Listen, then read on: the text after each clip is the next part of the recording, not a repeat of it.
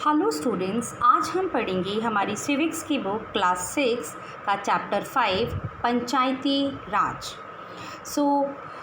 इसमें हम देखेंगे कि ग्राम पंचायत क्या होती है, ग्राम सभा क्या होती है और इनके क्या फंक्शंस होते हैं। It's a special day today, everyone's rushing to get to the Gram Sabha. Do you know why? Because the Gram Sabha is holding its first meeting after the election of the new Gram Panchayat.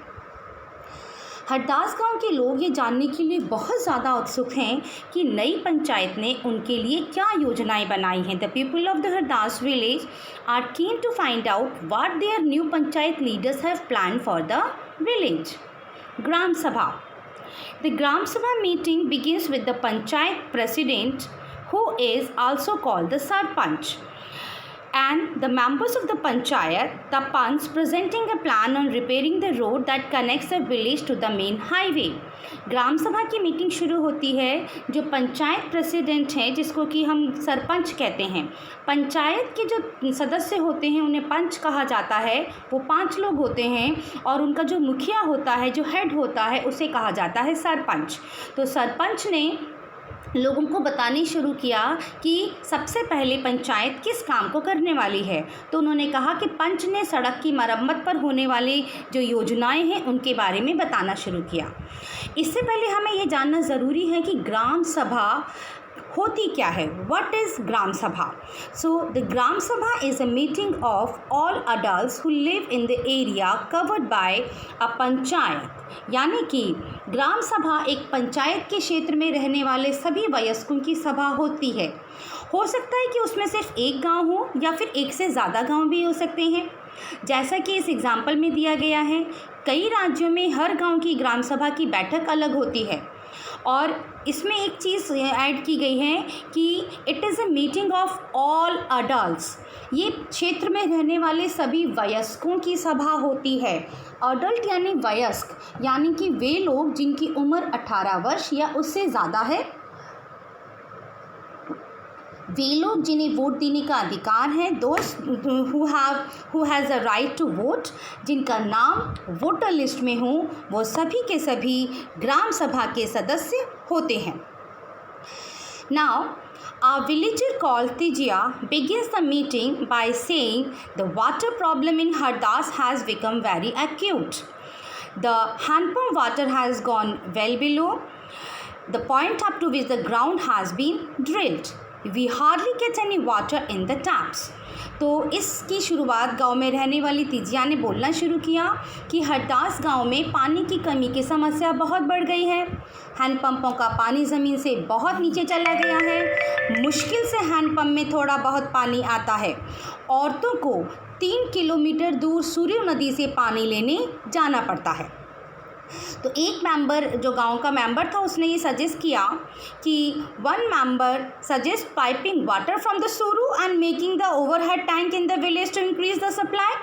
भाई उसने कहा कि हम एक काम करते हैं, सूरू नदी का पानी पाइप से लाकर गांव में एक बड़ी सी टंकी बनाते हैं और उसमें डाल देते हैं, जिससे पानी की सप्लाई हो जाएगी।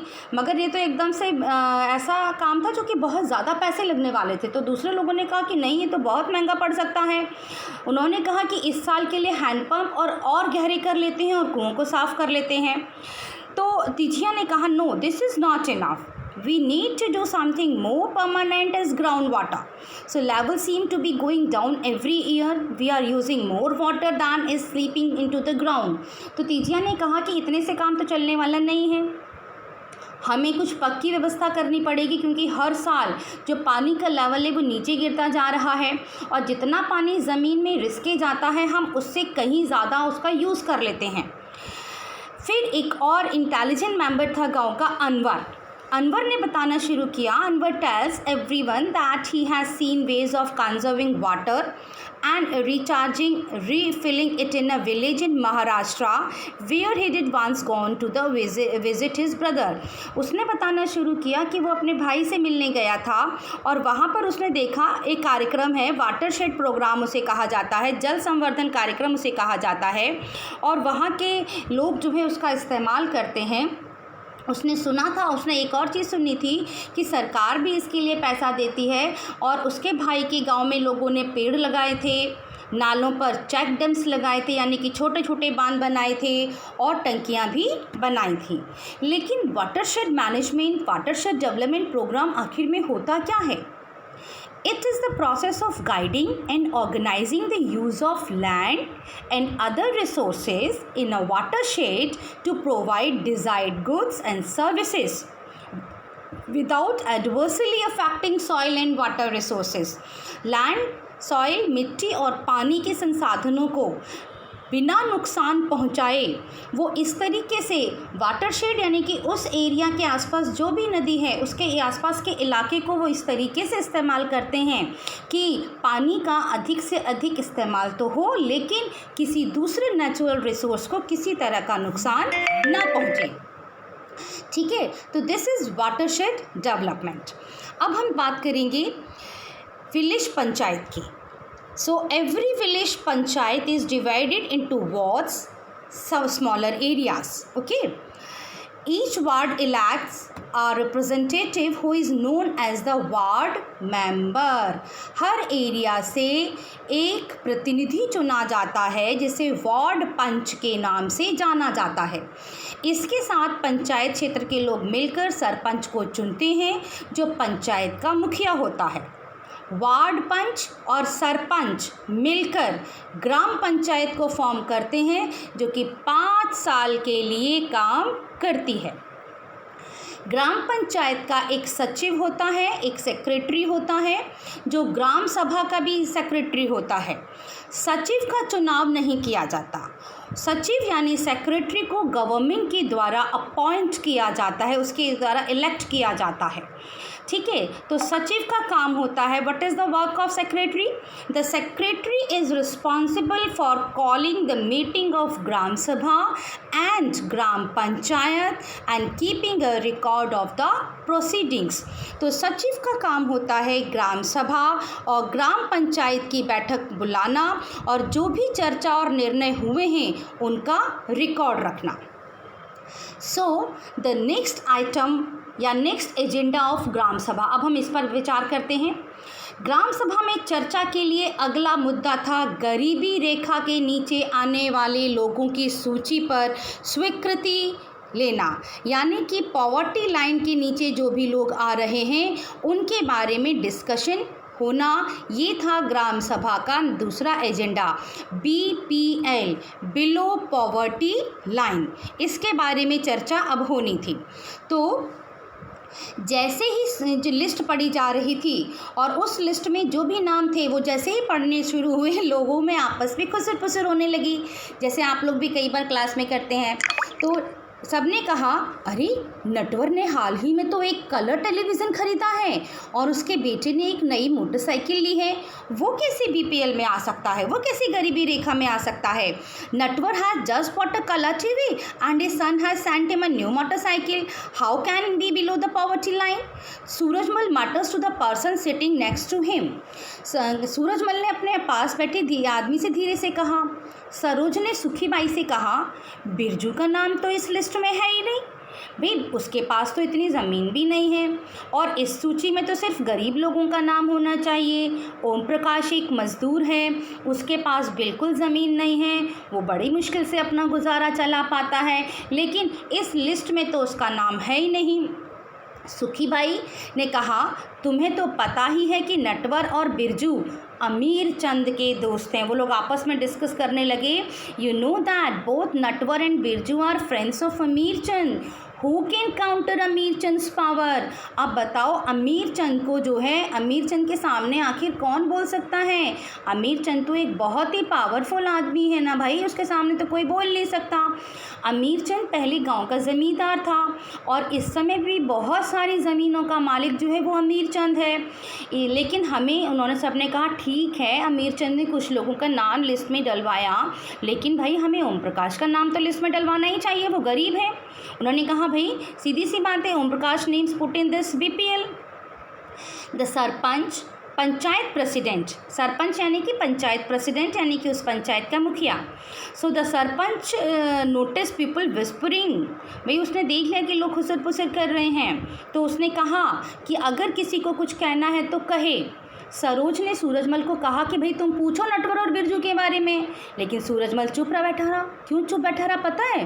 क्योंकि अमीर चंद ग्राम सभा में बैठ कर के सबको देख रहा था कि कौन क्या क्या बात कर रहा है।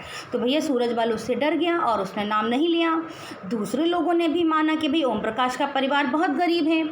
तो सरपंच ने पूछा कि उसका नाम सूची में क्यों नहीं था। तो उसको बताया गया कि जिस टीचर ने गरीबी रेखा के नीचे आने वाले परिवारों का सर्वे किया था, उसने बताया कि मैं ओम प्रकाश के घर कई बार गया, लेकिन हर बार उसके यहाँ ताला लगा था। वो शायद कहीं काम ढूंढने के लिए गया था। सरपंच ने कहा कि ओम प्रकाश की जो पारिवारिक आय, जो उसकी फैमिली इनकम है, देखी जाएगी, और अगर वो फैमिली इनकम गवर्नमेंट के द्वारा तय की गई अमाउंट से कम है तो ज़रूर ओम प्रकाश का नाम जो है इस लिस्ट में शामिल किया जाएगा। तो इस तरीके से डिस्कशंस हो रहे थे और ये हो रहा था कि गांव में किस किस का नाम इस लिस्ट में आना चाहिए, किसका नाम इस लिस्ट में नहीं आना चाहिए। ठीक है, इसके बाद हम बात करेंगे कुछ ग्राम सभा और ग्राम पंचायत किस तरीके से काम करती हैं, क्या होता है। ग्राम पंचायत पूरे गांव के हित में निष्पक्ष रूप से काम कर सके, इसमें हमारी ग्राम सभा भी बहुत ही इम्पॉर्टेंट रोल जो है वो प्ले करती है। The gram sabha is the factor in making the gram panchayat play its role and be responsible. It is the place where all plans for the work of the gram panchayat are placed before the people। यही वो जगह होती है जहाँ ग्राम पंचायत अपनी योजनाएं लोगों के सामने रखती है। ग्राम सभा पंचायत को मनमाने ढंग से काम करने से रोक सकती है।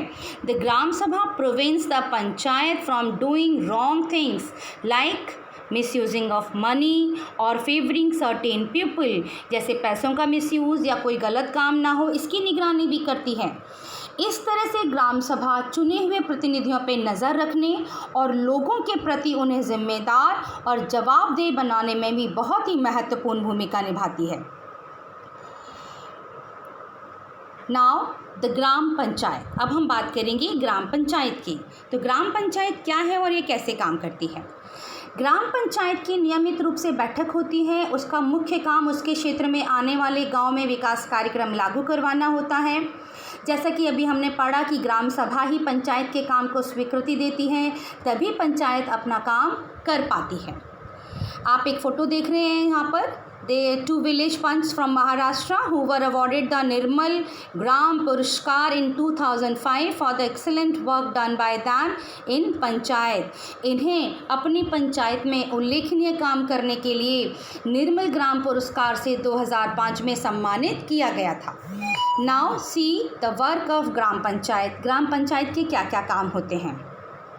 सबसे पहला काम होता है ग्राम पंचायत का सड़कों, नालियों, स्कूलों, भवनों, पानी के स्रोतों और अन्य सार्वजनिक उपयोग के भवनों का निर्माण और रखरखाव करना। Second, levying and collecting local taxes, स्थानीय कर लगाना और इकट्ठा करना। Executing government schemes related to generating employment in the village, गाँव के लोगों को रोज़गार देने संबंधी सरकारी योजनाएं लागू करना। इन सब चीज़ों के लिए उसके पास कहाँ से पैसा आता है। Sources of funds for the gram panchayat, घरों और बाज़ारों पर लगाए जाने वाले कर से मिलने वाली राशि, collection of taxes on houses, market places etcetera. Second, विभिन्न सरकारी विभागों द्वारा चलाई गई योजनाओं की राशि जो जनपद और जिला पंचायत द्वारा आती है। Government schemes, funds received through various departments of the government through the जनपद एंड जिला पंचायत एंड समुदाय के काम के लिए मिलने वाले दान से, डोनेशंस फॉर कम्युनिटी वर्क्स।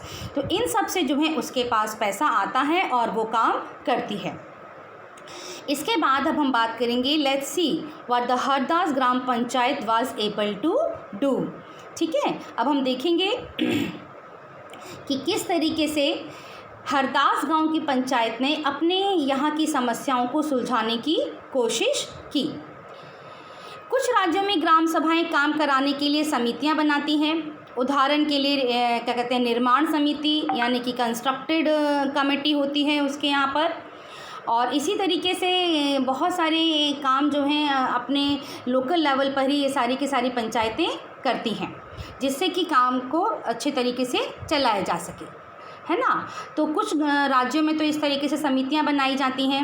और जैसे मान लीजिए कि गांव में एक सामुदायिक केंद्र का भवन बनवाना है तो यह काम निर्माण समिति करेगी। इन समितियों में कुछ सदस्य ग्राम सभा के होते हैं और कुछ पंचायत के होते हैं। ये दोनों मिलकर गांव के विकास के लिए काम करते हैं। अब हम देखते हैं कि हरदास विलेज में कैसे किया, कि हरदास विलेज की कई समस्याएं थीं। तो हरदास गांव में पानी की समस्या को सुलझाने के लिए उन्होंने क्या किया, जब हरदास ग्राम पंचायत की बैठक हुई तो कुछ पंचों ने इस मुद्दे को दोबारा उठाया और इस बैठक में सरपंच, पंच और सचिव यानी कि पंचायत प्रेसिडेंट, पंच और सेक्रेटरी, ये सारे के सारे लोग प्रेजेंट थे। Gram Panchayat members first discussed the suggestion to deepen 2 hand pumps and clean 1 well so that the village would not go without water. उन्होंने सबसे पहले कहा कि कुआं साफ कराते हैं, 2 हैंडपम्प लगाते हैं जिससे कि गांव को पानी के बिना रहना ना पड़े। सरपंच ने सुझाव दिया कि चूंकि पंचायत के पास हैंडपम्प की देखरेख के मद में कुछ पैसा है सो उन्हीं पैसों को इस काम में लगाया जा सकता है। इस पर सारे सदस्य एग्री हो गए और सचिव ने उनके इस डिसीजन को अपने रजिस्टर में नोट डाउन कर लिया। उसके बाद सभी सदस्य मिलकर इसका परमानेंट सॉल्यूशन क्या होना चाहिए उस पर डिस्कशन करने लगे। उनको पता था कि अगली बैठक में ग्राम सभा के सदस्य फिर से प्रश्न पूछेंगे। कुछ पंचों ने डाउट भी किया कि क्या जल संरक्षण से पानी के स्तर में कोई विशेष फर्क पड़ेगा, इस पर भी डिस्कशन हुआ और फाइनली ये डिसीजन लिया गया कि ग्राम पंचायत खंड विकास अधिकारी यानी कि ब्लॉक डेवलपमेंट ऑफिसर से बात करके इस योजना पर अधिक जानकारी इकट्ठी करेगी। ब्लॉक डेवलपमेंट ऑफिसर से मिलेंगे और भी जानकारियां इसके बारे में वो इकट्ठी करेंगे। ठीक है। Now 3 levels of panchayat, it is a very important topic. Panchayat के 3 स्तर होते हैं।